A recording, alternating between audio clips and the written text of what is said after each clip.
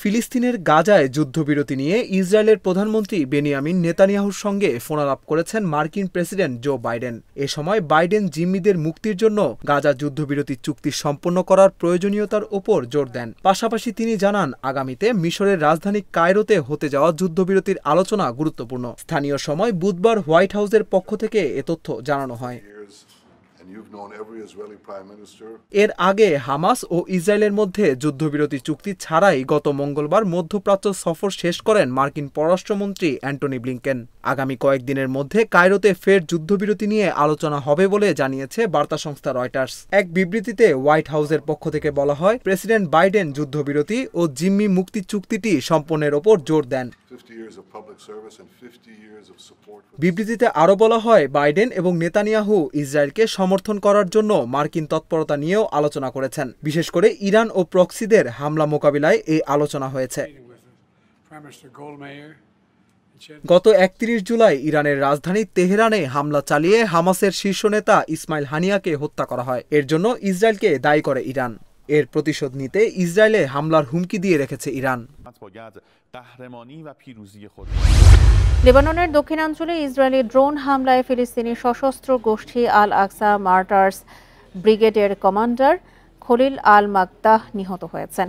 বুধবার সকালে সিডন শহরে একটি গাড়ি লক্ষ্য করে হামলা চালালে এই ঘটনা ঘটে।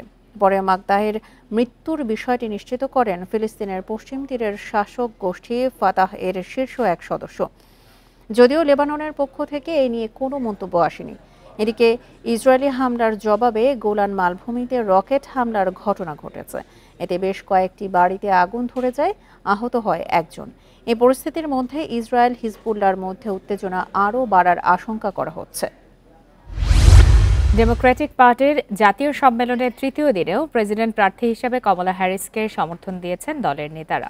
এ সময় কমলার নেতৃত্ব গুণের প্রশংসা করেন তারা। ভাইস প্রেসিডেন্ট হিসেবে কমলাকে বেছে নেয়ায় ধন্যবাদ জানান টিম ওয়ালস। যুক্তরাষ্ট্রের হয়ে এই পদে কাজ করতে পারা অনেক সম্মানের বলেও মত তার। এদিকে গণতন্ত্র রক্ষায় জো বাইডেনের ভূমিকার প্রশংসা করে ডেমোক্র্যাটদের ঐক্যবদ্ধ হওয়ার আহ্বান জানিয়েছেন সাবেক হাউস স্পিকার ন্যান্সি পেলোসি। এ সময় ক্যাপিটল হলে হামলার ঘটনায় রিপাবলিকান প্রেসিডেন্ট প্রার্থী ডোনাল্ড ট্রাম্পের সমালোচনা করেন তিনি। কমলা হ্যারিসের নেতৃত্বে ডেমোক্র্যাটের জয়ের ব্যাপারে আশাবাদ ব্যক্ত করেন সাবেক মার্কিন প্রেসিডেন্ট বিল ক্লিন্টন। এদিকে সম্মেলন কক্ষে আকস্মিকভাবে হাজির হয়ে নেতাকর্মীদের কমলার পক্ষে কাজ করার আহ্বান জানিয়েছেন ডেমোক্র্যাটদের নির্বাচনী প্রচারণায় দীর্ঘদিনের দাতা অপ্রা উইনফ্রে।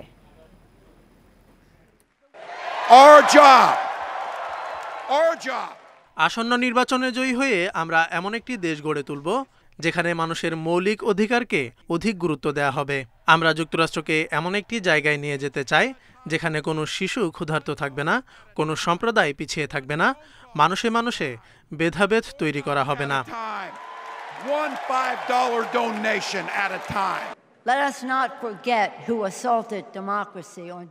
নির্বাচনকে সামনে রেখে আমাদের সবাইকে ঐক্যবদ্ধ হতে হবে।